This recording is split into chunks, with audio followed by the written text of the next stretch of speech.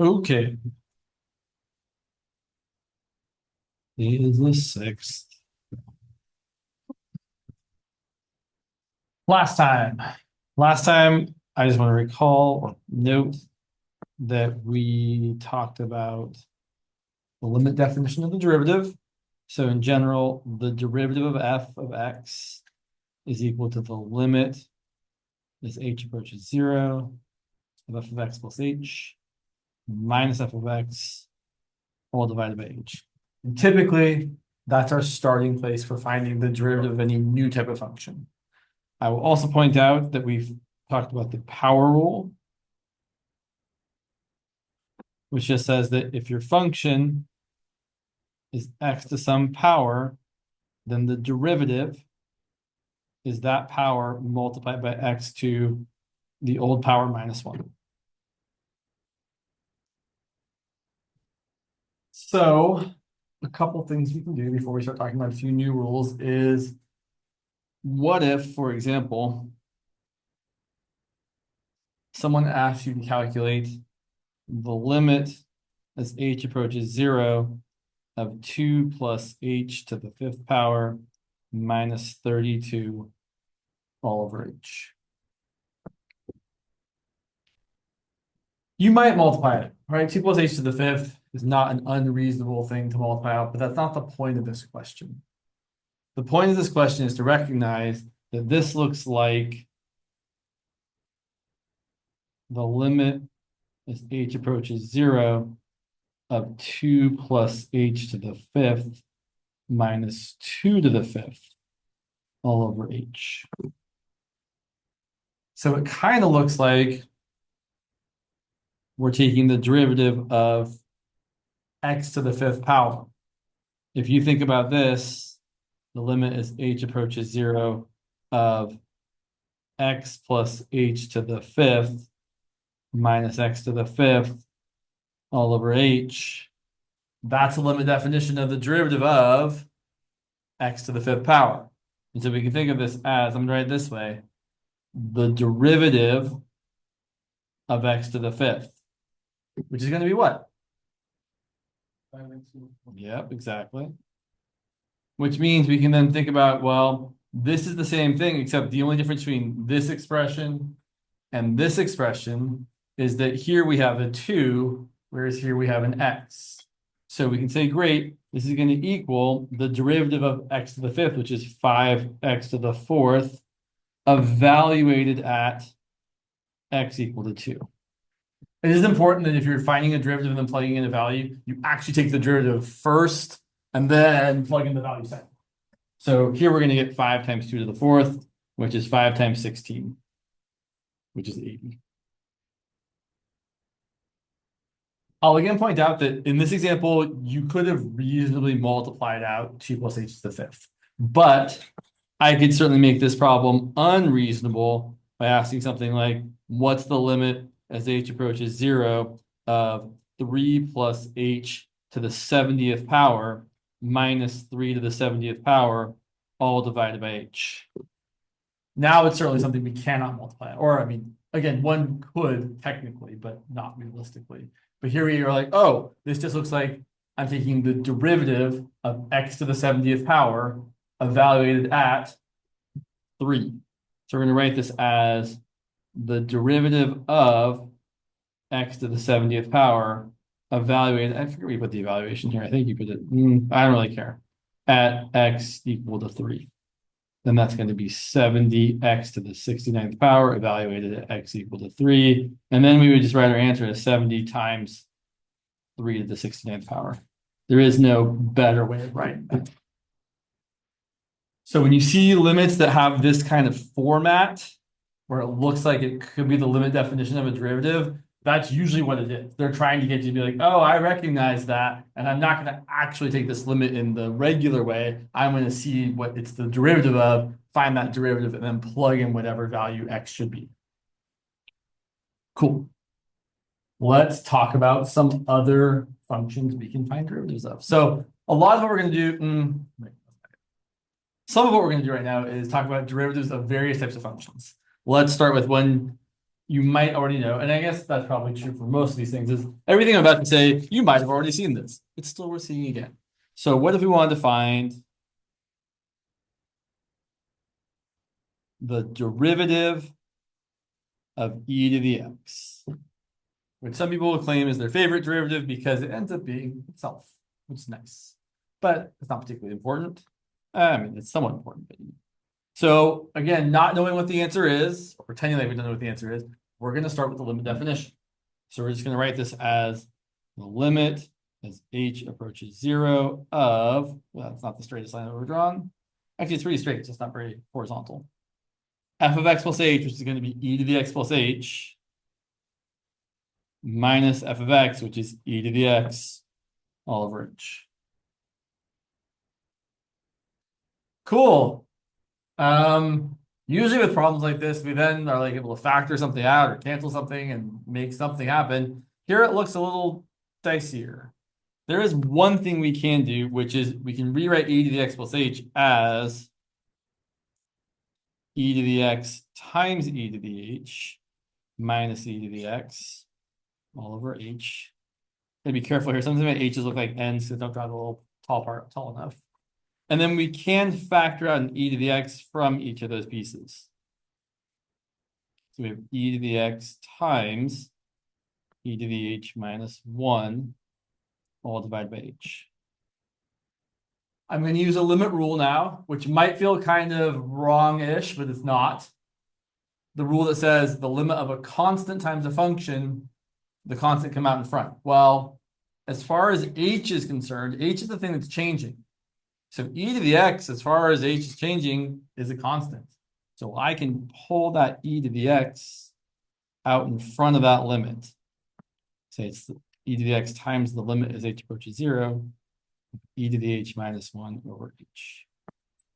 Now we have to appeal to some other knowledge. I think one of your instructors has mentioned that this limit is equal to what? Yeah, this limit is equal to 1. So we end up getting e to the x times 1, which is just e to the x. Yeah. I will point out, because I think it's worth mentioning, just as a quick aside here, there's an interesting way, well, actually, not like the normal way or a typical way of defining the number e. So pi, for example, has a definition, right? Pi, you all probably know it's about 3.14 something. But where does pi come from? The oven hot. No, just kidding. Pi comes from a circle, right? Pi is the ratio of the circumference of the circle divided by the diameter of the circle, which is not the best way of doing it. It should actually, really 2 pi is the better number, but that's another story. But the point is there is some physical definition or something that is actually telling us what this irrational number is supposed to be. Well, E has kind of a similar-ish definition. It's not a ratio of things, but it exists as a limit of something. It's actually the limit as, I'm going to write it this way, n approaches infinity of 1 plus 1 over n to the nth power, which I think comes up often enough that you should know it. I will point out that you might recognize E coming up in a, oh my gosh, what's the word I'm looking for? A continuously compounded interest formula. So if you ever talked about compound interest, I know we're going kind of off to the side here. I promise you we're going to come back to the point. So compound interest here, the formula for compound interest is that the amount of money you have after time t is equal to your principal multiplied by 1 plus your interest rate divided by the number of times you're compounding it raised to the nt power. Bear with me for just one moment. You might not want to write all this down, but just bear with me for a moment. So let's pretend like I lent you $1. So the principal was $1. And I'm going to charge you 100% interest. We're going to write it as a decimal. So instead of 100%, we're going to write 1.00 or just 1. And I'm going to lend you this money for 1 whole year. And if I don't compound the interest more than just once annually, at the end of the year, how much are you going to owe me? $2 whole, right? The dollar I lent you plus the dollar of 100% interest. So if my number of times we compound the interest is 1, then the amount after 1 year is going to be $2 whole. But if we compound the interest more often, you're going to owe me more money. If I compound the interest semi-annually, and the way this really works is however many times you compound it, you break your time interval up into that many subintervals. So like I'm going to break it up into two 6-month periods. After the first 6 months, I'm going to charge you half the interest. So 50%, so I'm going to charge you 50 cents. But now there's $1.50 that you owe me. And on that $1.50, I'm going to charge you the other 50% interest on that $1.50. 50% of $1.50 is 75 cents. So at the end of the 1 year, instead of owing me $2, you're going to owe me $2.25. Here's how the math works on that. You're going to get 1 times 1 plus 1 over 2 to the 2 times 1 power. But that's just 3 over 2 squared, which is 9 over 4, which is 2 1/4. And you could go on, right? You can do it quarterly or daily or semi-annually. But what's going to happen here is if you do this enough times, you're going to see that the amount of money you're going to owe me is going to increase, but not without bound. There's an upper limit as far as how much the money can increase. And it actually turns out to be that if you let this go on and on and on, this amount of money you're going to owe me is going to tend towards E dollars, which is approximately $2.71 as the number of times you compound, it's infinitely large. I would encourage you all, when you have a moment, to graph this function, 1 plus 1 over x to the x power, and really see that as you go further to the right, you have a horizontal asymptote of y equal to e. Kind of neat. I will also point out that we can make a switch here and say, well, let's let h equal the reciprocal of n, or n equal the reciprocal of h. Then we can rewrite this limit as the limit as h approaches. Well, if n's getting really, really big, h is getting really, really small. 1 plus 1 over n becomes h. This is where I really should distinguish between my n's and my h's. And m becomes 1 over h. And that is equal to e. And now check this out. We can take this e to the h right here and say, well, the e is really this limit. And I've, of course, run out of rooms. Sorry about that. If you take this part right here, the limit as h goes to 0 of e to the h minus 1 over h, you can replace this e with this limit. I already have the limit, though, so I don't need to write it again. So I can say, great, the e is really 1 plus h to the 1 over h raised to the h power minus 1 over h. But then look what I've got. We've got the limit as h goes to 0. 1 plus h to the 1 over h to the h. The 1 over h to the h cancels and multiplies to 1. And then you've got 1 plus h minus 1 over h. The 1's cancel. The limit of h over h is just the limit of 1, which is 1. So there's a slightly more satisfying explanation, in my opinion, as to why this limit here is equal to 1. Or you can graph it. Anyway, at the end of the day, that means that the derivative of e to the x is, in fact, e to the x, which is great. So we have a new derivative to add to our list of derivatives. We have that the derivative e to the x is equal to e to the x. And let's see, where do I want to go next? Sorry. Oops, oh my gosh. People flying all over the place. All right, I suppose we should talk about a few more rules here. So there's also a product rule. let me ask you all. I imagine you've seen in your class the product rule. That's not really a question. Have you seen the product rule in your class? Did your teacher derive it or did they just say what it was? Okay. Let's derive it in. So let's talk about what it is. So I want to point out, here's what the product rule isn't. So if you take the derivative of a product of f times g of x, it's not going to be equal to f prime of x times g prime of x. Doesn't work that way. Here's a really good example. The derivative of x cubed times x to the fourth. It's definitely not equal to 3x squared times 4x cubed, which would be 12x to the fifth. It's instead equal to the derivative of x to the seventh, which is 7x to the sixth. Just want to make it extra clear, right? When you take the derivative of a product, it is not the product of the derivatives. Instead, the product rule says that the derivative of f times g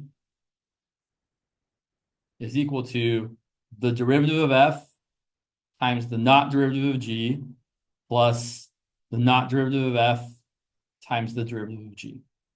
Or essentially you get a derivative of one piece always multiplied by the not derivative of the other piece.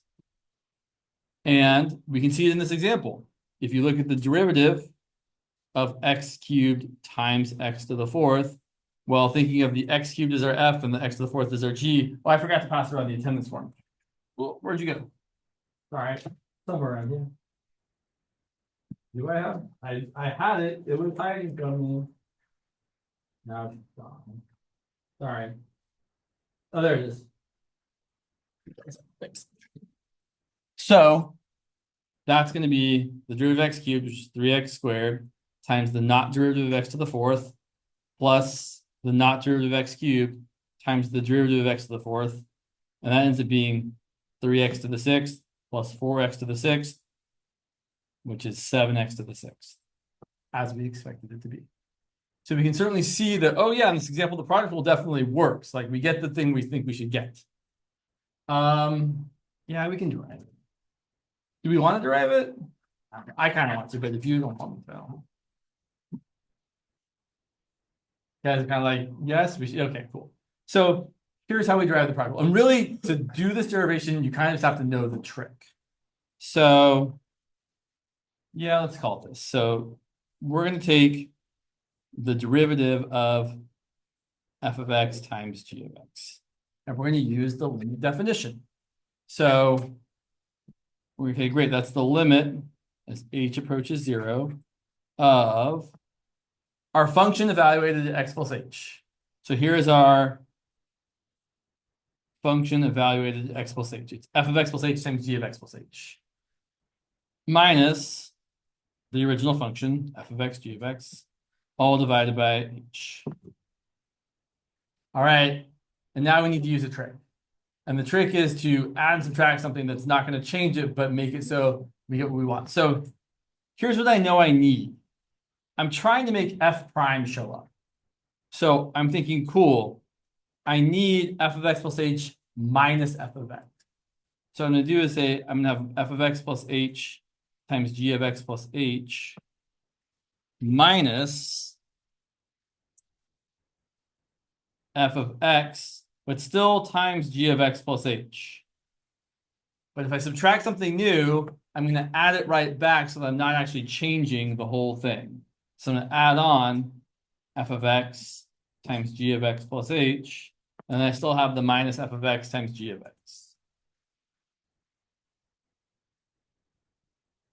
All still divided by h. Now we're going to break this apart into two pieces. The first piece is going to have these two terms. And from these two terms, I can factor out a g of x plus h. So I'm going to write this as the limit as h approaches 0 of f of x plus h minus f of x all over h times g of x plus h plus, same deal over here. From these two terms, I can factor out an f of x. I'm left with g of x plus h minus g of x, all divided by h. And then these things in brackets look like limit definitions of a derivative. This right here, the limit as h goes to 0 of f of x plus h minus f of x all over h, that is exactly going to be f prime of x. And over here, where again, there is this limit here as well, right? That limit applies to this as well. This limit as h goes to 0 of g of x plus h minus g of x all over h is going to be g prime of x. So if we let h go to 0, we get f prime of x times g of x plus 0 plus f of x times g prime of x. Exactly like we were told the product rule was. What that means for us now is we can actually take the derivative of some products. For example, well, there's some examples that aren't that fun, or at least not that interesting. Like if I said I wanted to find dy dx for y equal to, sure, x cubed plus 2x times x squared plus 5, sure, I could use the product rule. Do I really need to use the product rule? Not really, because I could just multiply it out first. And I probably would just multiply it out first.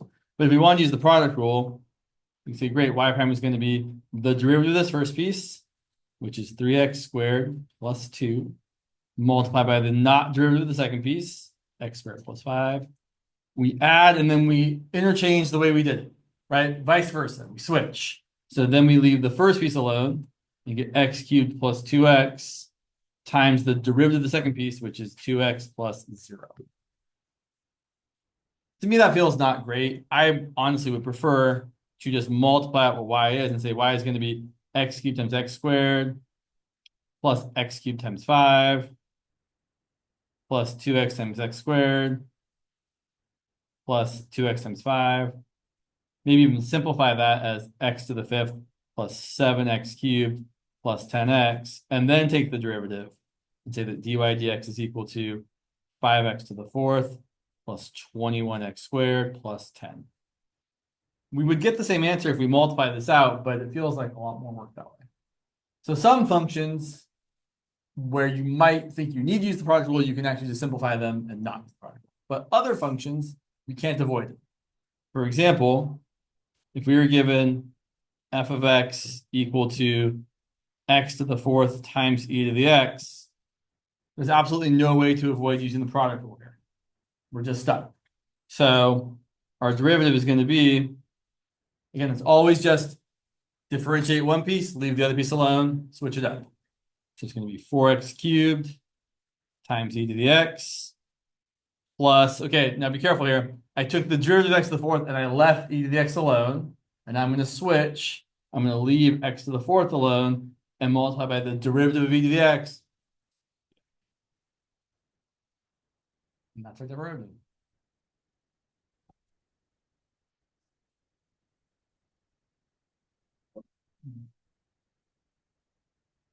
Let's talk about that first. To really do anything else of interest with the product rule, we kind of need a few more functions, because right now we only really know how to take the derivative of e to the x and x to a power. So let's talk about some trig functions. Specifically, I imagine you guys did the derivative of sine in class, maybe cosine. Is that maybe? Yes, okay. I'm going to do cosine just because usually most classes do sine, and I'll show you the other one just to kind of switch it up. So I'm going to find the derivative of cosine of x. And we're going to do this by, since we don't know what it is. Ooh, actually, there's a couple ways to go about this. Let's actually do this two ways. Sure, we'll do it this way first, and then we'll kind of do the other thing, which is more neat. So derivative of cosine, we're going to write as the limit as h goes to 0 of cosine of x plus h minus cosine of x, all divided by h. To do either the derivative of cosine or the derivative of sine using the limit definition, you have to have the angle sum rule for sine or cosine. So quick reminder, sine of A plus B is equal to sine A cosine B plus cosine A sine B. And cosine of A plus B is equal to cosine A cosine B minus sine A sine B. These angle sum formulas don't come up a whole lot in this class, but this is the one place they do come up. So here we're going to rewrite this as the limit as h goes to 0. See, cosine of x plus h is going to be cosine of x times cosine of h minus sine of x times sine of h minus cosine of x all over h. We're going to break this up into two fractions. One fraction that has two pieces that have a common factor, specifically the cosine x times cosine h, along with the minus cosine x, as we can factor out a cosine x from both those two pieces. So this is the limit as h goes to 0 of cosine of x times cosine of h minus cosine of x, all divided by h, minus sine of x times sine of h all over h.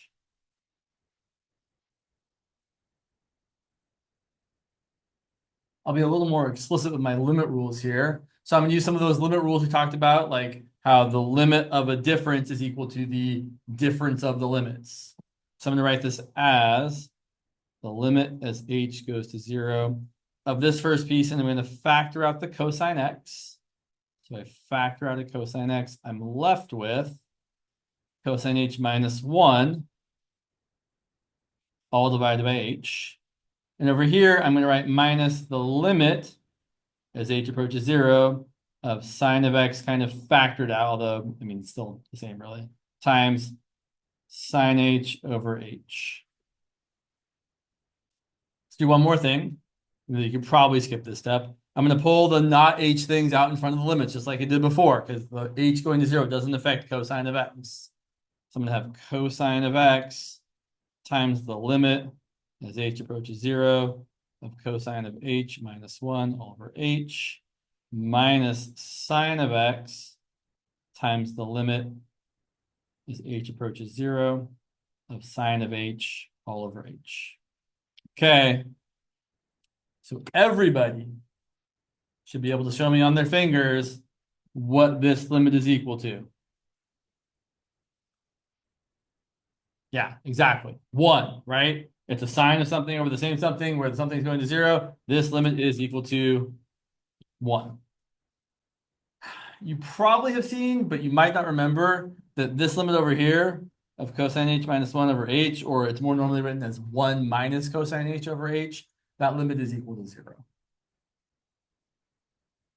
The way you would show that would be by multiplying by the conjugate. So we could write this limit as h goes to 0 of cosine of h minus 1 over h. That's a 0 over 0 type because cosine of 0 is 1. We can multiply that by cosine of h plus 1 over cosine of h plus 1. On top, we get something kind of annoying. We get cosine squared of h minus 1. On the bottom, we have h times cosine of h plus 1. All right. Cosine squared minus 1. I'd much rather have 1 minus cosine squared. I know that 1 minus cosine squared is equal to sine squared. So we're going to rewrite this as the limit as h goes to 0 of negative 1 times 1 minus cosine squared of h. All over the same thing on the bottom. Then the 1 minus cosine squared becomes sine squared. You get the limit as h goes to 0 of negative 1 times sine squared of h over h times the same thing. Did I leave myself enough room here? Maybe. And finally, or second to finally, we break this limit up as one of the sines over h, so sine h over h, times negative 1 times sine of h over cosine of h plus 1. This sine of h over h goes to 1. And then sine of 0 is 0 divided by 1 plus 1 is 0 divided by 2, which is 0. So you get 1 times 0, which is kind of a lot, but that's what it is. So that's 0, that's 1, and we end up getting cosine times 0 minus sine of x times 1, or just negative sine of x. And hopefully no one will ever ask you to repeat that because it's kind of a giant thing. Like it's doable, but not a good test question, in my opinion. No one should ask you to do this on the exam. That doesn't mean they couldn't, but I don't think I've ever seen anyone ask students to differentiate sine or cosine on the exam the long way. Here's a better way of thinking about this. No, that's fine. Let's keep things in order here. Let's graph y equal to cosine of x. One period. So, and leave yourself some space below this graph if you're going to try right up. So let's see, one period of cosine from 0 to 2 pi. Break it up into 4 equal quarters. Got an amplitude of 1. Cosine of 0 is 1. Cosine of pi over 2 is 0. Cosine of pi is negative 1. Cosine of 3 pi over 2 is 0. And cosine of 2 pi is back to 1. So your graph looks kind of like this. Again, it doesn't have to be perfect. It just has to look all right. And there's our y equal to cosine x. And now, remembering that one interpretation of the derivative is the slope of the tangent line, we're going to graph the derivative. So now we're going to graph y prime. And we're going to pretend like we don't know it's negative sine for just a minute. So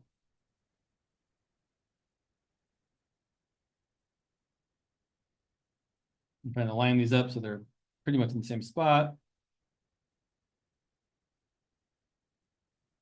Okay, so let me ask you. At this point here, at the point 0, 1, what's the slope of the tangent line? Right. At this point over here, this question is going to be a little hard to answer. At this point here, at pi over 2, 0, the slope of the tangent line is certainly negative. And it is actually negative 1. And then over here at pi, negative 1, the slope is 0 again. At 3 pi over 2, the slope is positive 1. And finally, at 2 pi, the slope is once again 0. And that exactly is the sine function flipped over to give us negative sine.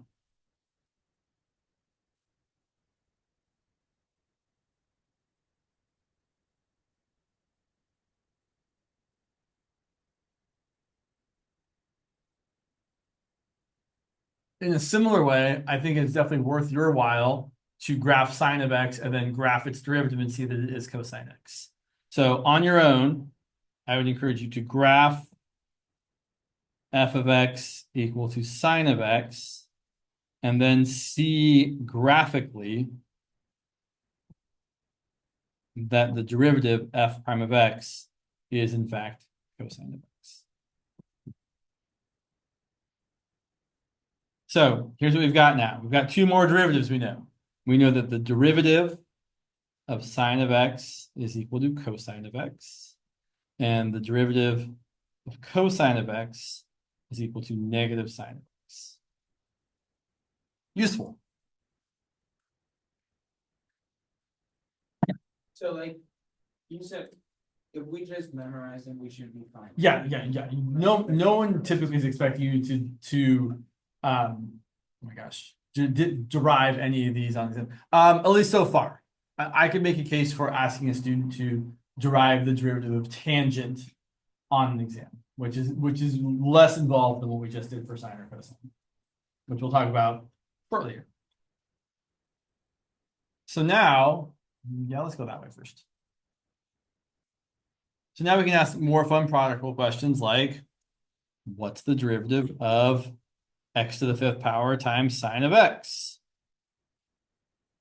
And we're just going to use the regular product rule. It's going to be 5x to the 4th times leave sine alone plus leave x to the fifth alone, and the derivative sine of x is cosine of x.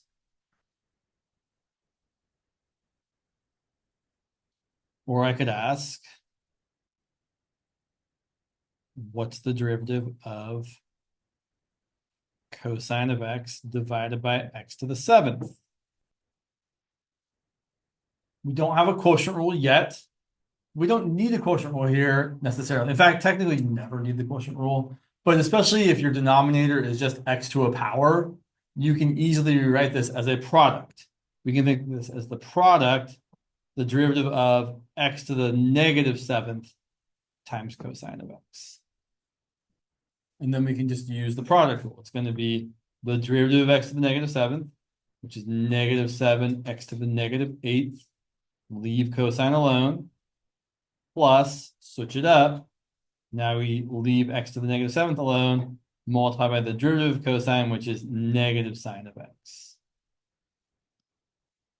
And I'd probably like put the minus sign here if I was going to simplify this further, but we'll just leave it as is.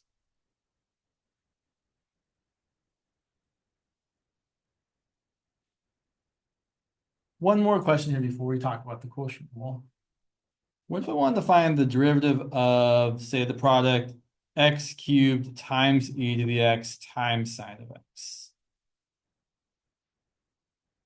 The triple product.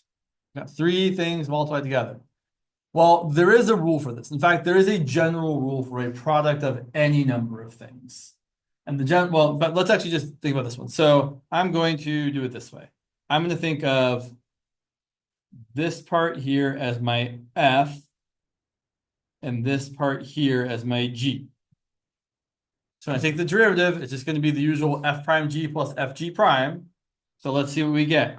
We're going to get f prime, so that's going to be 3x squared times, just leave g alone, e to the x times sine of x, plus, now we're going to leave f alone, so it's going to be x cubed, times the derivative of e to the x times sine of x.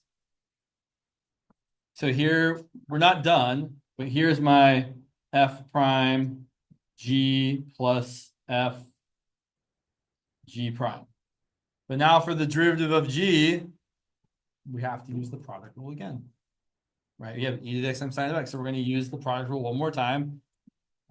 We're going to say that we get 3x squared e to the x times sine of x plus x cubed times, okay, derivative of e to the x is e to the x, leave sine alone, plus, switch it up, leave e to the x alone, and the derivative of sine of x is cosine of x. And normally we can just leave it like this to be fine, but I do want to multiply it out so you can see kind of the pattern I'm going to mention here. This is equal to 3x squared e to the x times sine of x plus x cubed times e to the x times sine of x plus x cubed times e to the x times cosine of x. For the derivative of three things, for the derivative of a product of three things, you get 1, 2, 3 pieces, and each piece has one derivative, either the derivative of x cubed, or the derivative of e to the x, or the derivative of cosine of x, and the rest of the pieces are left alone. So more generally, if I said I want to write the triple product rule for f times g times h, it would look like this.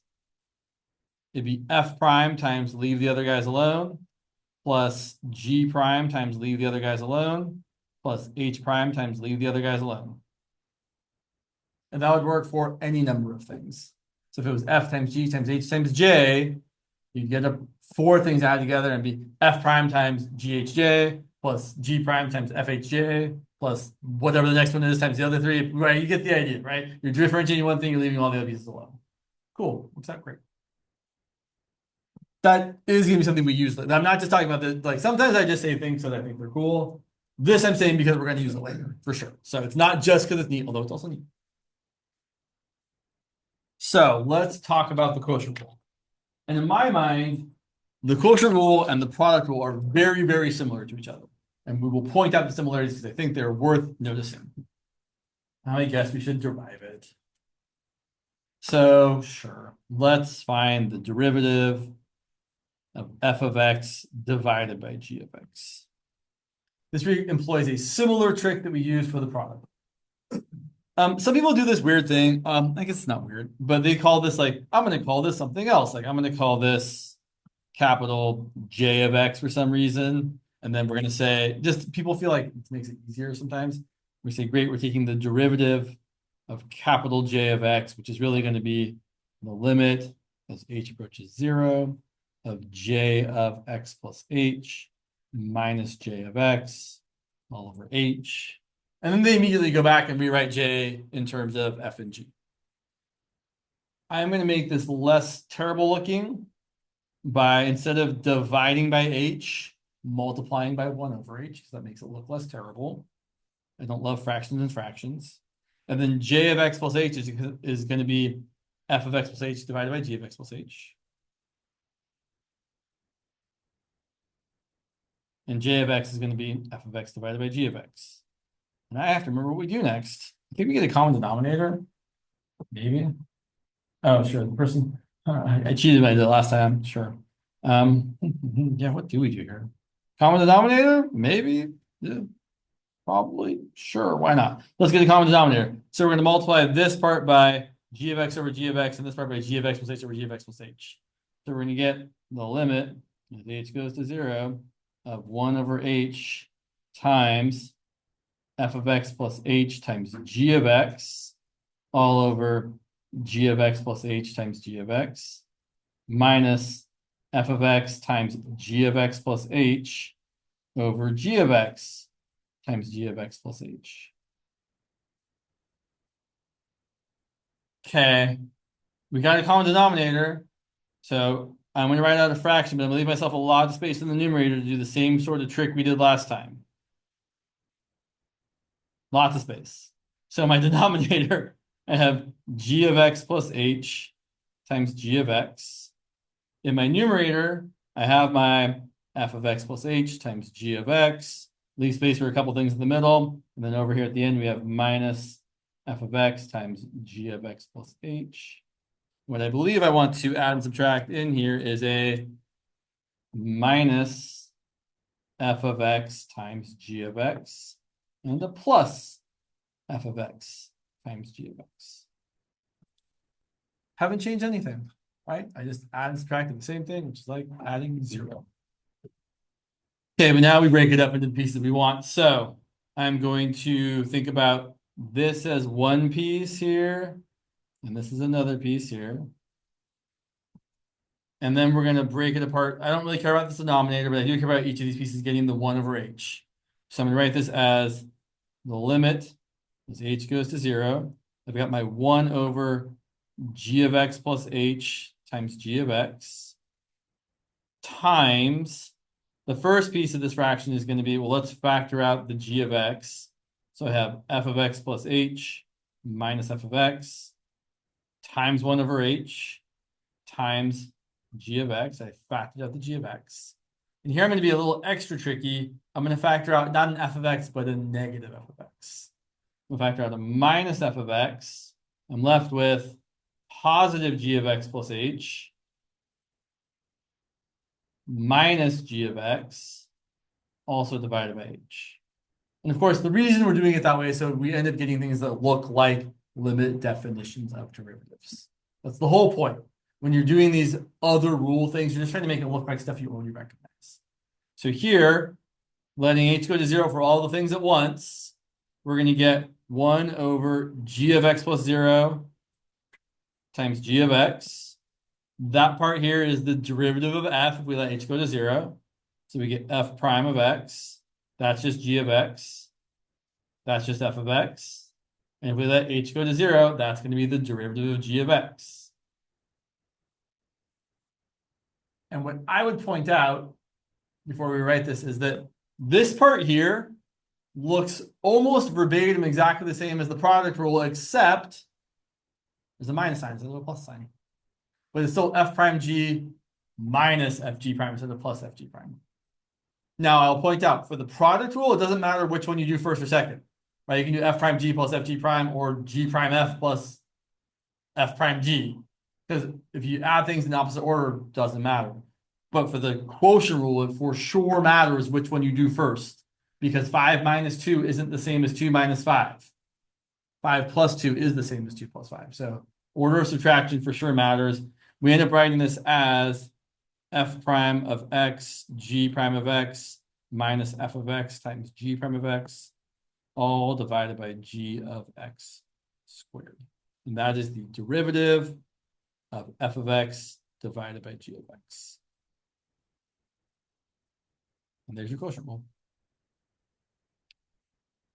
Did people memorize this in various ways? People say rhyme to each other. I will tell you that when I actually say it out loud, the words I say are, oops, I have an extra prime there, which should not be there. That's a g of x. When I say it out loud, I actually say the g part first and the f prime part second. So when I'm taking the derivative of something, I'm going to say it's the bottom times the derivative of the top minus the top times the derivative of the bottom, all divided by the bottom squared. That's just the words I like to use when I say it. But some people will have like there's a low d high minus high d low over low squared as a kind of rhymey thing. People say it's not really rhymey. Okay. But whatever you like, as long as you can remember it, that's what counts. So now we got all kinds of things we can do. Like, for example, we could take the derivative of x squared plus 7x over 2 plus sine of x. And although technically, once you know the chain rule, you could do this without using the quotient rule, you shouldn't. Shouldn't's a bad word.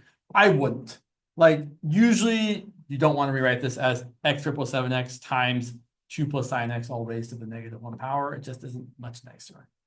But if you have a single thing in the denominator, it's often a good idea not to use the quotient rule. So that's what I'll say. Here I have two things added together. So I'm going to use the quotient rule. So here we go. It's going to be gross. It's the bottom multiplied by the derivative of the top, which is 2x plus 7, minus the top multiplied by the derivative of the bottom, which is 0 plus cosine x, which I would just write as cosine x. If you have just one term, you don't need to throw parentheses around it. But if you have something plus something else, you definitely do need parentheses around it. It's also not a crime to add extra parentheses. Totally fine, still the same. And then the denominator is squared. We should definitely not simplify this. Unless asked to, or in the future, if we're trying to find like a place where this derivative might equal 0 because we're looking for critical points of a function, then yeah, you're going to want to simplify it. But that's not what we're doing. Why don't you all try this one? I'm going to give you f of x equal to something terrible like, sure, x cubed plus e to the x over x squared minus cosine of x. Find the derivative of that. Do not simplify your answer.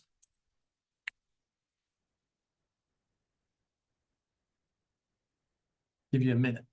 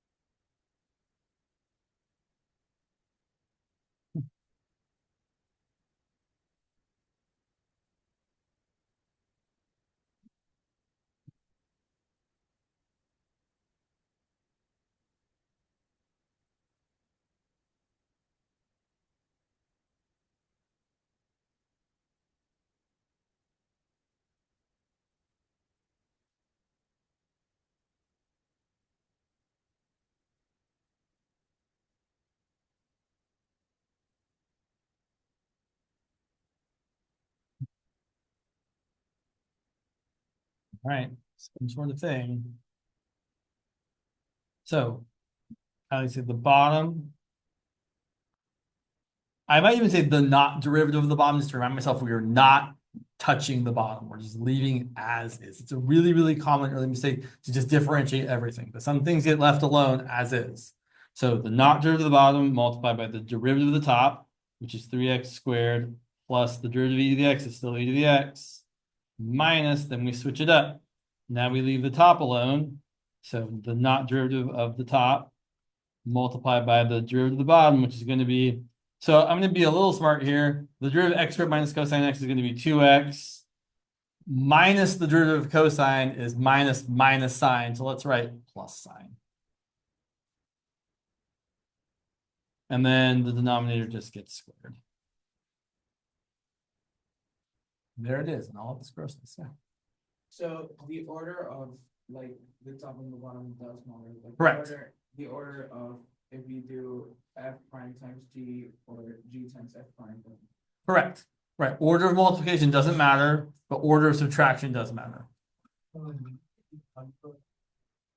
If you were asked, so like, yes, if we were asked to simplify this, which would be terrible, we could simplify it by multiplying the whole thing out. It's not going to get much nicer though, but I'll point out, like, if we had to simplify this, so I'd start foiling x squared times 3x squared is 3x to the fourth, x squared times e to the x is x squared e to the x, minus cosine times 3x squared is minus 3x squared cosine x, minus cosine times e to the x is minus e to the x cosine of x, and then minus all of x cubed times 2x is 2x to the fourth. X cubed times sine of x is x cubed sine of x. 2x e to the x. And e to the x times sine of x. Ooh, barely gonna fit. All divided by, would never multiply at the bottom. Like, it's just not something we do. And then, yeah, so as you can see, kind of gross, right? But we don't need to do that, right? Right. Let's do the top. Right, unless and most of the time on on an exam which is covering derivatives, you'll usually be given a problem like this. They'll be like, find the derivative, do not simplify, will be in the instructions. So you should definitely leave this like this. Yeah. So, sorry, I had an example. Oh, I see. All right, one second. Grab this one. Nope, you're not it. There we are. Cool. Okay, sure. We'll come back to that in a second. So, yeah. So let's say we were given the following question. We want to find where f of x equal to 2x plus 1 to the 6th power times 5x minus 3 to the 4th power. Wow, that looks terrible, James. Has horizontal tangent lines.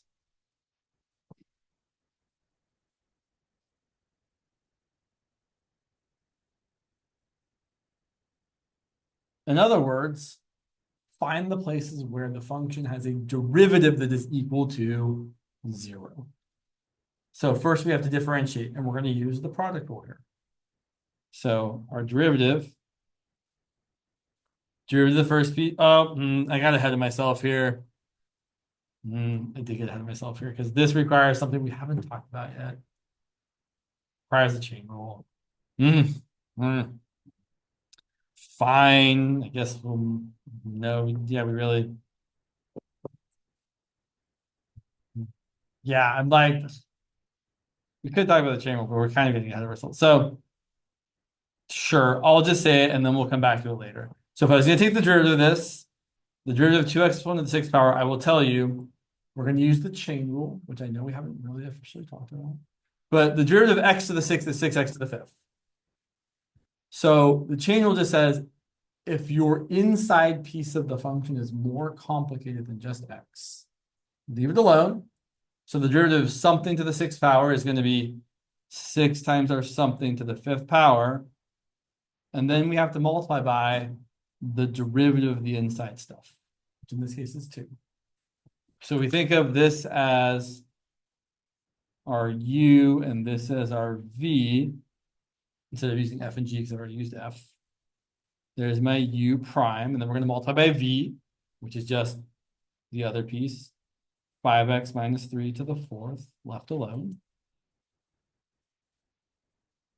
Plus, then we switch it up. We leave the u alone, so it's going to be 2x plus 1 to the 6th power. And then we're going to multiply that by the derivative of 5x minus 3 to the 4th, which is going to be 4 times our stuff to the 3rd power. And then everybody show me on your fingers What do I have to multiply by? Yeah, the derivative of 5x minus 3, which is 5. Yes, I know I'm getting a little ahead of myself here. And if this feels a little bit weird, don't worry. We're going to cover it more in depth later. I forgot this example required something we need. And then we're going to try and solve. So normally, if you were just taking the derivative, you'd be like, cool, done. Maybe you would simplify it by multiplying the 6 and the 2 together and the 4 and the 5 together. Maybe. But maybe you just be like, no, we're done. That's the derivative. But this question said, find where the derivative has a horizontal tangent, or sorry, find where the function has a horizontal tangent, which means find where the derivative is equal to 0. Now, there's, in my opinion, two obvious answers here. And a third not obvious answer. So the obvious answers are x equal to negative 1/2, because if x is negative 1/2, then you're going to get negative 1 plus 1, which is 0. For both of these pieces. Same deal here. X equal to positive 3/5 is also another relatively obvious answer. But there's another answer that's hidden, and we have to find it by doing some simplification. So I'm going to rewrite this as y from this first piece here. I can factor out, let's see, a factor of, I'm just going to leave those numbers as is. I can factor out a 2x plus 1 to the 5th power, because that's the lesser of the two powers, and a 5x minus 3 to the 3rd power.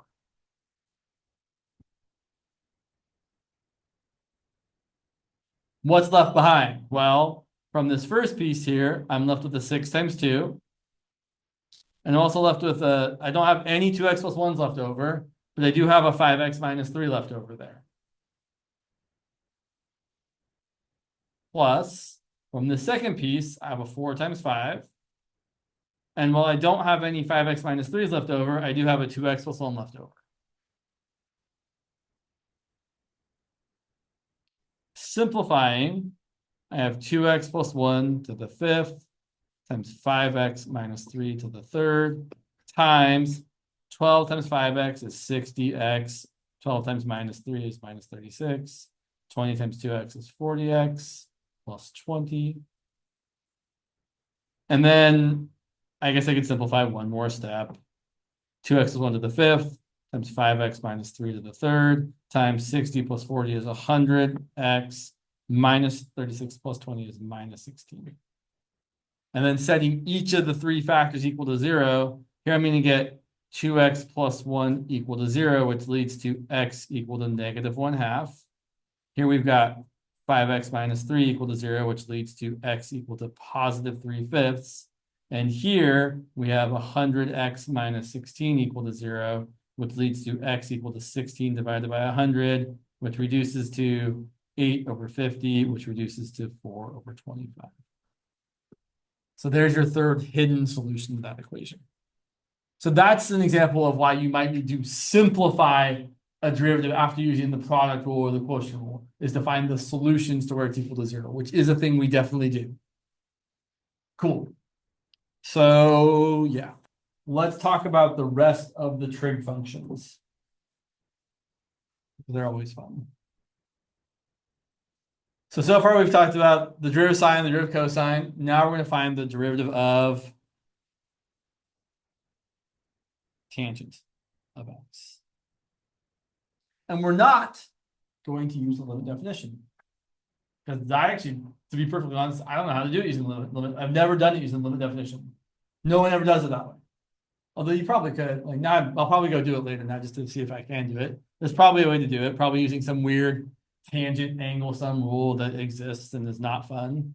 But the way we actually do this is by writing it as the derivative of sine of x divided by cosine of x. And then applying the quotient rule. So let's do that. That's going to be equal to the bottom, which is cosine of x, multiplied by the derivative of the top, which is the derivative of sine, which is cosine of x, minus the top, which is sine of x, multiplied by the derivative of the bottom, which is negative sine of x, all divided by the bottom square, which is cosine of x, 1d squared. And although this is the derivative, we definitely don't write it this way. We're going to simplify it. That's equal to cosine times cosine is cosine squared of x. Minus sine times minus sine is positive sine squared of x divided by cosine squared x. And then if you don't know already, you definitely need to know that sine squared plus cosine squared or cosine squared plus sine squared is always equal to 1. So you get 1 divided by cosine squared x. 1 over cosine is secant. So 1 over cosine squared is secant squared. So the derivative tangent of x is secant squared of x. Let's do cotangent. What if we pick the cosine first? No cosine one? Well, so like you mean why did I write? So I'll just point out that's the derivative of sine. That's the derivative of cosine. So you're asking why I picked that cosine first? Yeah, like why is that? How do we know in what order should we? So typically I'm thinking of my derivative of my top divided by my bottom as, so people think I say it specifically this way. I think of it as the bottom times the derivative of the top minus the top times the derivative of the bottom. All over the bottom squared. Other people equivalently think of it as the derivative of f over g, and they like to write f prime first instead of writing g first.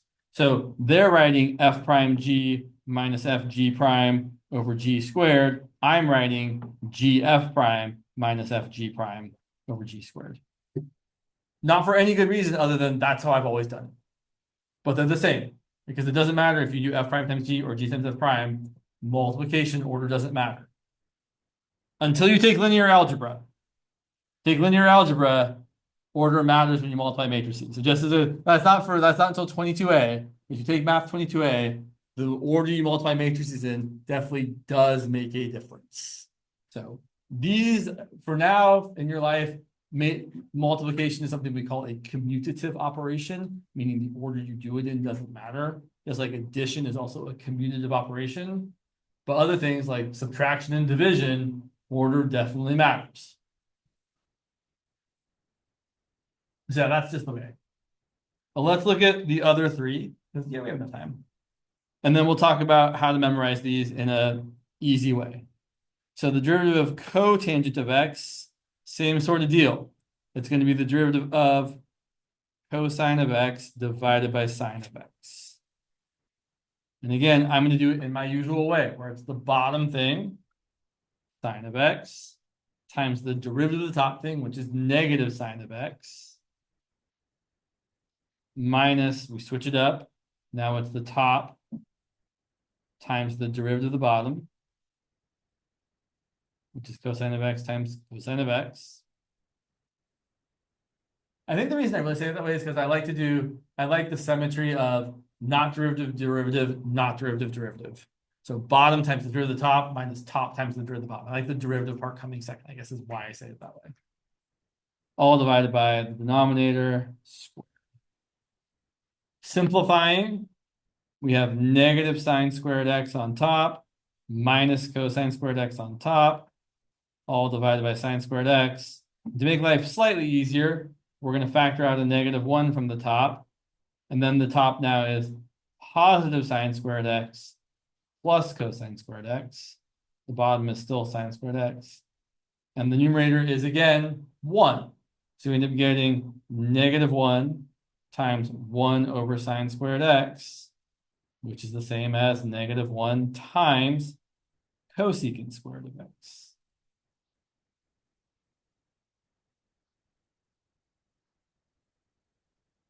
And in a minute, we'll say some words that I think are helpful. Let's do one more and then we'll talk about it and then we'll do the last one. So let's find the derivative of secant of x. So for all these quotient trig functions, tangent, cotangent, secant, cosecant, we're always going to write them as a fraction. So secant is the same as 1 over what? 1 over cosine. So it's going to be the derivative of 1 over cosine of x. That's going to be the bottom times the derivative of the top, which is 0, minus the top, which is 1, times the derivative of the bottom, which is negative sine of x, divided by the bottom squared. As is usual, we're going to simplify this until it looks like the format we want it to be in. So that's going to be positive sine of x divided by cosine squared of x. That is not how we leave it. We're going to rewrite this in the following way. It's going to be two fractions multiplied together. The first one's going to be 1 over cosine of x. The second one's going to be sine of x over cosine of x. So I'll make sure everyone is cool with recognizing that those are the same. Right? 1 times sine is sine. Cosine times cosine is cosine squared. Definitely the same. We're just writing this in the specific way because that's how we want it to look. Because then 1 over cosine is secant of x, and sine over cosine is tangent of x. So the derivative of secant of x is secant of x times tangent of x. In my opinion, secant and its partner cosecant are kind of weird because most functions you take the derivative, you only get the variable showing up one time. Like the derivative sine of x is cosine of x. The derivative of x to the 7th is 7 times x to the 6th. But for secant and cosecant specifically, your argument shows up twice in the derivative, which is just a little strange. But it is what it is. There's one other function I can think of that has a similar kind of thing, which we'll talk about much later, which is actually very related to secant. So let me point something out, which I think, well, in fact, yeah, we're going to make a little list here of our derivatives. I promise you we'll do cosecant before the end of class. Let me just point something out. Here's our trig derivatives. How do I want to? I always feel like I would make this more complicated than it needs to be. So yeah, let's write it this way. So here's our function f of x. Sounds like something's going on out there. And here's our derivative f prime of x. So we're going to list all the functions we have, and then we'll leave room for cosecant at the end. So let's see. First and foremost, we have x to a power. The derivative is that power times x to the power minus 1. Just for the fun of it, I'll throw in the fact that if you're taking the derivative of a constant, the derivative is 0. What else? Oh, e to the x, of course. The derivative of e to the x is e to the x. And now for the trig functions, which I'm going to write in as pairs. So sine and cosine go together. The derivative of sine of x is cosine of x. The derivative of cosine of x is negative sine of x. Okay, here's I'm going to say something that I think is helpful. The derivative of tangent of x is secant squared of x. I'm going to take both tangent and secant and append the prefix co. So instead of saying tangent and secant squared, I'm going to say co-tangent and co-secant squared. So the derivative of cotangent of x is co-secant squared of x. Well, there's a minus sign. And the same idea works for the derivative of secant and the derivative of cosecant. So I'll tell you, well, I'll remind you, we just found that the derivative of secant of x is secant of x times tangent of x. And then if you take every one of those functions and turn them into their cofunction, then secant becomes cosecant and tangent becomes cotangent, and the derivative of cosecant of x becomes cosecant of x times cotangent of x with a minus sign in front. Because every cofunction, cosine, cotangent, cosecant, has a negative derivative. And there's not a good name for the other ones. Every regular trig function doesn't. Sine, secant, and tangent all have positive derivatives. Something else I want to say here. Oh, the thing I'm saying also kind of works for sine and cosine. If you imagine that the co undoes it. So like derivative of sine is cosine, and the derivative of cosine is cosine, which is sine with a negative sign. It's kind of lame, but it works. So let's go ahead and do cosecant real quick, just so you all can believe the thing I said. The back here, we take the derivative of cosecant of x, it's going to be the derivative of 1 over sine of x, which is going to be the bottom times the derivative of the top, which is 0, minus the top times the derivative of the bottom, which is cosine, all over the denominator squared. And if we break it up, well, we're going to rewrite it as negative cosine of x divided by sine squared of x, which is going to be negative 1 over sine of x times cosine x over sine of x. Whoops. Which is going to be negative cosecant of x times cotangent of x. And I definitely have seen instructors in the past ask students to find the derivative of either cotangent or secant or cosecant or tangent by deriving it using the quotient. Definitely not out of the realm of possibility, I think. So here is the list of all the functions we know how to differentiate. And with some weird exceptions, there's only really one other thing left. That's not, it's okay. There's one thing left, and there's also some inverse functions, which are in the way, but we'll talk about them later. I'll just to make my list complete here, I'll point out that the derivative of the natural log of x is 1 over x. Which I know we haven't proved or talked about really at all, but it seemed like a good place to put it in there. So now what? So what do you guys, where are you at? Yeah, question. Yes. Sorry, oh, you want to see the other piece of paper? Yeah. Yeah. Maybe, yes. So I suppose I should ask you all, like, where are you at in class? I know that's a very broad question. Who's in Chan's class? What did you guys do in class yesterday? Talk about derivatives? Kind of. Have you talked about implicit differentiation yet? No, okay. Just kind of rules of like, so have you talked about the chain? Sorry, I'm way ahead of myself. Have you talked about the chain rule yet? So you've talked about the product rule, quotient rule. You talked about like motion, like throwing balls in the air. Okay. What about nodes class? So on Monday, we started derivatives and Okay. we did product rule, like Okay. all the rules, but we didn't do chain rule. Cool. And yesterday we did compute derivatives formally and convert limits. Sure. So like the limit definition of the derivative, right? Okay, which we definitely talked about in this class on Tuesday, talking about showing a function wasn't differentiable in various spots. Let's see. I mean, sure. So I feel like this is a good stopping place. So I feel like I don't have to fill the last 5 minutes. I can let you all go 5 minutes early and we'll call it a day there. Next week, we'll probably start talking about the chain rule. Now I'm tempted to say with the chain. Now I'm tempted to start talking about the chain rule, but I've already said you're free to go, so I won't rescind my offer, and you're free to go. But definitely, so I would say all of you should commit these to memory. They're not going away. You're going to be expected to know these derivatives at the drop of a hat. So please, please, please, as I've recommended to students in the past, especially with the trig derivatives, take a picture of it.